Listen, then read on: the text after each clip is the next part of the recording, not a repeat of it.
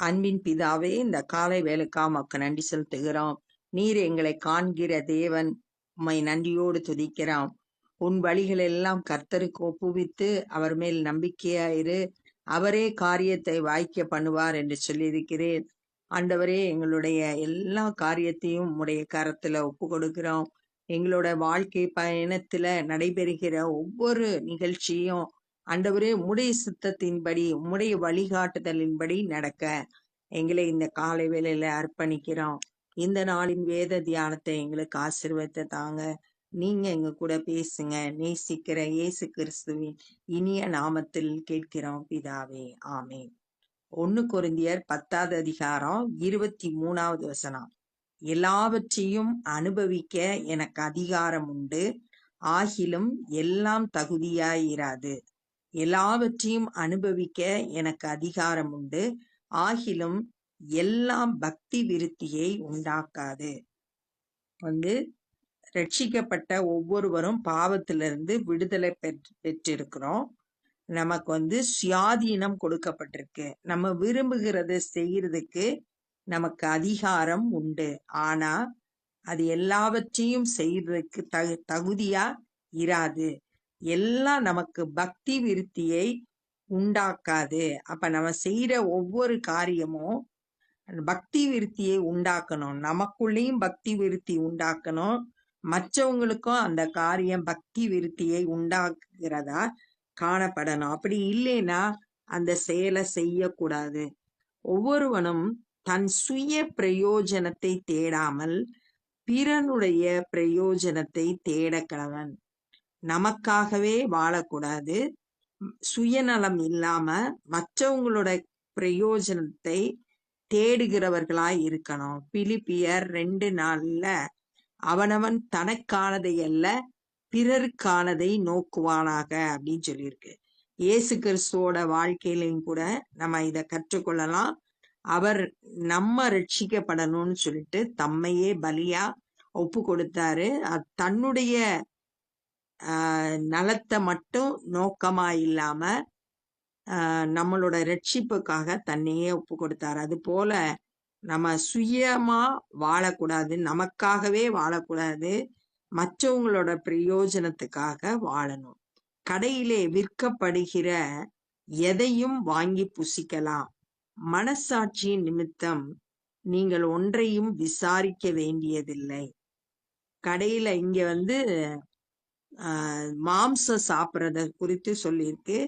கடையில விற்கிறது அந்த நாட்கள்ல பலியிடப்பட்டத கொண்டு அந்நிய தெய்வங்களுக்கு பலியிடப்பட்டதை கொண்டு கடைகள்ல விற்பனை செய்தாங்க. அப்ப அதை புசிக்கலாமா அப்படின்ற குழப்பத்துல இருந்ததுனால சபைக்கு அவர் விளக்கம் சொல்றாரு. கடையில விற்பனை செய்தா எதையும் விசாரிக்காம நீ வாங்கி புசிக்கலாம். பூமியும் அதன் நிறைவும் கர்த்தருடையது. பூமி அதுல உள்ள எல்லாமே கர்த்தருடையது. ஏற்கனவே நம்ம முந்தின அதிகாரத்துல பார்த்தோம், 8வது அதிகாரத்துல பார்த்தோம்.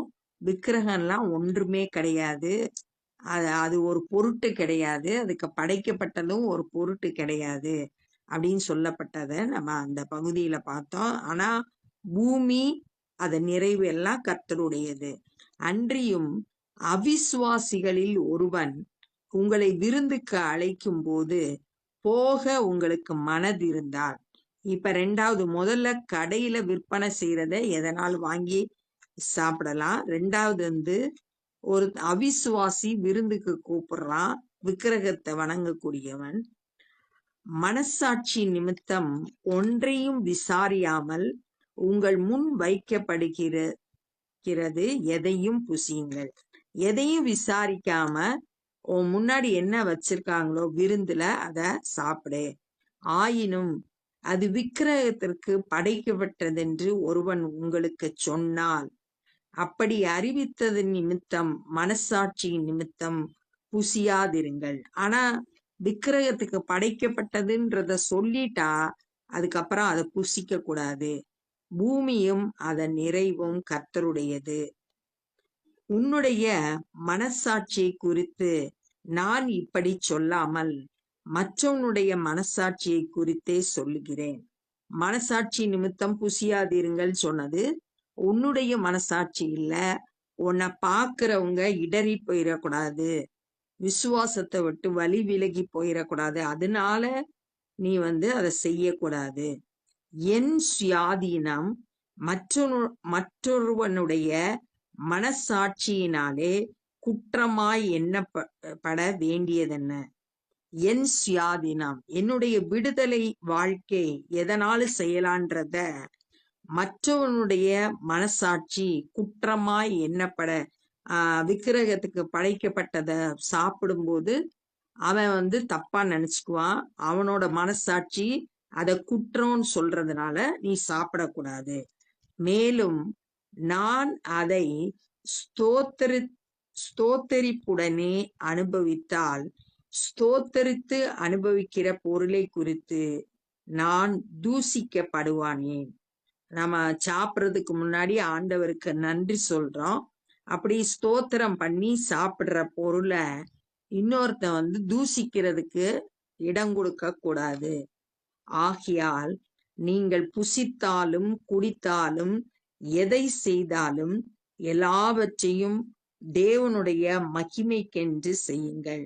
எந்த ஒரு செயலை செய்தாலும் சின்னதா பெரியதா இருந்தாலும் அதன் மூலம் கர்த்தருடைய நாம மகிமைப்படணும், அவருக்கு மகிமையை கொண்டு வரணும். அப்படிப்பட்ட காரியங்களை மாத்திரம் நம்ம செய்யறவங்களா இருக்கணும். நான் என் சுய பிரயோஜனத்தை தேடாமல் அநேகருடைய பிரயோஜனத்தை தேடி, பவுல் தன்னுடைய அனுபவத்தை விளக்குறாரு. நான் என்னுடைய பிரயோஜனத்துக்காக செயல்படல, மற்றவங்களுக்காக செயல்படுகிறேன். அவர்கள் ரட்சிக்கப்படும்படிக்கு எவ்விதத்திலும் எல்லாருக்கும் பிரியமாய் நடக்கிறது போல நான் எல்லாருக்கும் பிரியமா நடக்கிறேன். எப்படினாலும் அவங்க ரட்சிக்கப்படணும் அப்படின்றதுக்காக நம்ம முந்தின அதிகாரத்துல பார்த்தோம், யூதரை ஆதாயப்படுத்துகிறதுக்கு யூதனை போல என்ன இருக்கிறேன் அப்படின்னு பவுல் சொல்றாரு. நியாயப்பிரமாணத்துக்கு கீழ்பட்டவங்களை ஆதாயப்படுத்தும்படி நியாயப்பிரமாணத்துக்கு கீழ்பட்டவனா இருக்கிறேன் அப்படின்னு பலவீனரை ஆதாயம் பண்ணும்படி நானும் பலவீனராய் இருக்கிறேன் அப்படின்னு சொல்லிட்டு பவுல் சொல்றத நம்ம முந்தின அதிகாரத்துல வாசித்தோம். அதே மாதிரி அவங்க மற்றவங்க ரட்சிக்கப்படணுன்றதுக்காக அவங்களுக்கு பிரியமான விதத்துல நான் நடந்து கொள்கிறேன் அப்படின்னு சொல்றேன். நீங்களும்ன்றது கொரிந்து பட்டணத்தில் இருக்கிற விசுவாசிகளுக்கு தான் இந்த கடிதம் எழுதப்பட்டது. அவங்க ஒவ்வொருவரையும் பார்த்து பவுல் சொல்றாரு. இந்த நாள்ல நம்ம பார்த்து சொல்றதா நம்ம வாசிக்கிறோம். யூதருக்கும் கிரேக்கருக்கும் தேவனுடைய சபைக்கும் இடரலற்றவர்களாய் இருங்கள். யூதர்கள் கிரேக்கர்கள்ன்றது புறஜாதியினர், தேவனுடைய சபை, இது எல்லாத்திற்கும் முன்பாக நம்ம குற்றம் சாட்டப்படாதவர்களா, நம்மளை பார்த்து இன்னொருத்தர் வழி விலகி கிறிஸ்துவை விட்டு வழி விலகி சென்றக்கூடாது, இடரல் அற்றவர்களா நம்ம வாழ்க்கை இருக்கணும். அப்ப இந்த நாள்ல நம்ம என்னெல்லாம் கற்றுக்கொண்டோம் அப்படின்னா, எல்லாத்தையும் அனுபவிக்க நமக்கு சுதந்திரம் இருந்தாலும் அது நமக்கு தகுதியா இருக்காது. நம்ம செய்யற காரியம் பக்தி விருத்தி உண்டாகிறதா இருக்கணும். அதை மாத்திரம் நம்ம செய்யணும். நம்மளோட சுய பிரயோஜனத்தை தேட கூடாம மற்றவங்களுடைய பிரயோஜனத்தை தேடுறவங்களா இருக்கணும். கடையில விற்பனை செய்யறத வாங்கி புசிக்கலாம். அவிசுவாசி ஒருத்தன் விருந்துக்கு கூப்பிட்டா முன்னாடி வைக்கிற எதனாலும் சாப்பிடலாம். ஆனா ஒருத்தன் விக்கிரகத்துக்கு படைக்கப்பட்டது அப்படின்னு சொல்லிட்டா மற்றவங்களோட மனசாட்சி நிமித்தம் அதை புசிக்க கூடாது அப்படின்னு சொல்லிட்டு சொல்றாங்க. நான் எதை ஸ்தோத்திரத்தோடு சாப்பிட்டாலும் அதை மற்றவங்க தூசிக்க கூடாது, தூசிக்கிறதுக்கு இடம் கொடுக்க கூடாது. அதனால விக்கிரகத்துக்கு படைக்கப்பட்டதை சாப்பிடக்கூடாது. எதை செய்தாலும் நான் தேவனுடைய மகிமைக்கென்று செய்யணும். அப்புறம் நான் பவுல் சொல்றாரு, என்னுடைய பிரயோஜனத்துக்காக நான் எதையும் செய்யறதில்ல, மற்றவங்களுக்காக தான் செய்யறேன். எல்லாருக்கும் பிரியமா நடந்து கொள்றேன். ஏன்னா அவங்க ரட்சிக்கப்படணும் அப்படின்றதுக்காக. அது போல நீங்களும் மற்றவங்களுக்கு இடரலற்றவர்களா இருக்கணும். தேவ சபைக்கு, விசுவாசிகளுக்கு, புறஜாதியினருக்கு முன்பாக நம்மளுடைய வாழ்க்கை ஒரு சாட்சியா இருக்கணும். நம்மளை பார்த்து மற்றவங்க வழி தவறி போயிடக்கூடாது. இடரலற்றவர்களா காணப்படணும் அப்படின்றத இந்த நாள்ல நம்ம கற்றுக்கொண்டோம். இப்ப நம்ம ஜெபம் பண்ண போறோம். அன்பின் பிதாவே, இந்த நாள்ல நாங்க கற்றுக்கொண்ட இந்த வேத பகுதிக்காய் நன்றி செலுத்துகிறோம். எங்களுக்கு ஆண்டவரே விடுதலையான வாழ்க்கையை கொடுத்திருக்கிறீங்க. ஆனா நாங்க எங்க இஷ்டம் போல வாழக்கூடாது. பரிசுத்தமாய் வாழ, பக்தி விருத்தியை உண்டாக்குகிற காரியங்களை மாத்திரம் செய்ய எங்களுக்கு கிருபை செய்யுங்க. நாங்க எதை செய்தாலும் உம்முடைய நாமத்தை மகிமைப்படுத்துகிறவர்களாய் காணப்பட உதவி செய்யுங்க.